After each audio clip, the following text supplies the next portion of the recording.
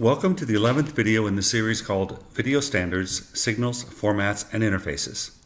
Today you will learn more about the well-known, not perfectly defined, the most widespread and still underestimated HDR video format. This time we will discuss the different flavors of the log format. It's nearly as good as HDR-PQ in providing for the absolute light levels, and it's nearly as good as HDR-HLG or SDR in dealing with relative light levels. It covers a very large dynamic range, but like the human eye, it handles it reasonably, one sub-range at a time, without trying to capture in one go all the gradations from 0.0001 nit up to 10,000 nits.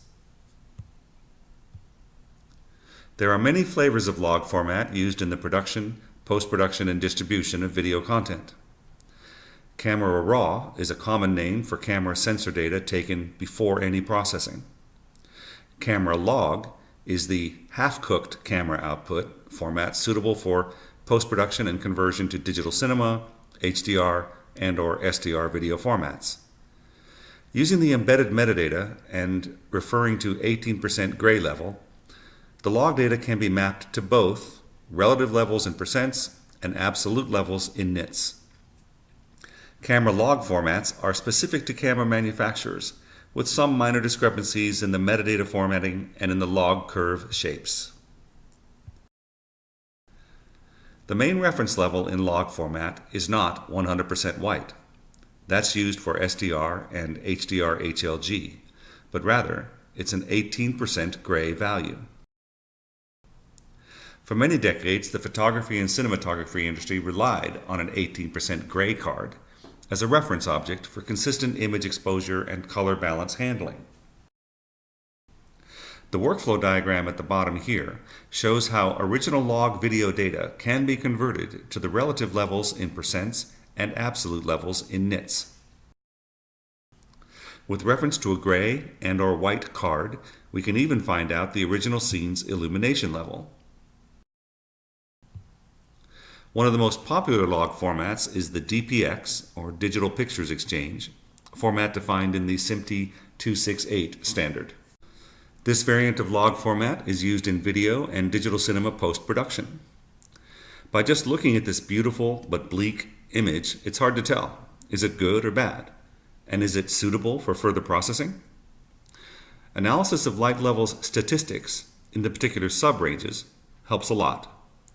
The majority of pixels are in the light level's middle range, which is good. The total share of pixels in the darkest sub-range is rather small, also good. High light level's frequency of occurrence drops down gradually. There is no artificial clipping. So the final quality assurance, quality control conclusion, this image is perfectly suitable for further processing. And such a QA/QC process can be automated because the suitability criteria are formalized. Lookup tables, called LUTs, can be employed to adjust log material colors for live streaming, viewing on a monitor, to create a preview of the intended look, or to convert to an HDR format. Apart from making the image gradations scale linear and then adjusting the gamma for display, this LUT sets where the black and white points lie. A 3D lookup table works like a single multi-channel converter. In addition to one-dimensional LUT functions, it allows colors remapping and saturation adjustments. Because the original log image was created in a professional studio with all necessary precautions, its conversion to HDR-HLG and SDR via the simplest non-adaptive lookup tables results in two wonderful images. But if we go outside for an outdoors video production, we may face serious problems. Analysis of an original log image shows that the large overexposed area in the upper half may be a problem. Non-adaptive conversion to HDR-HLG is okay, but the HLG image is far from perfect. We can only guess how an HLD display will respond to the massive amount of light in the upper half. The result of a non-adaptive conversion to SDR is just as bad, or worse. Massive and annoying clipping is not acceptable. Adaptive processing is the only hope if we want to produce something acceptable from such a difficult original image. The resulting bottom right SDR image proves that it may be impossible. This video is prepared for you by a team of experts. Produced and narrated by Joseph Mark, a member of SMPTE's HDR committee. Written by Dr. Victor Steinberg, co-founder and president of VideoQ, technical awards winner, and author of the Video Standards book. Conceived by Roderick Snell, co-founder of Snell & Wilcox, and winner of several technical Emmys and Queen's Awards.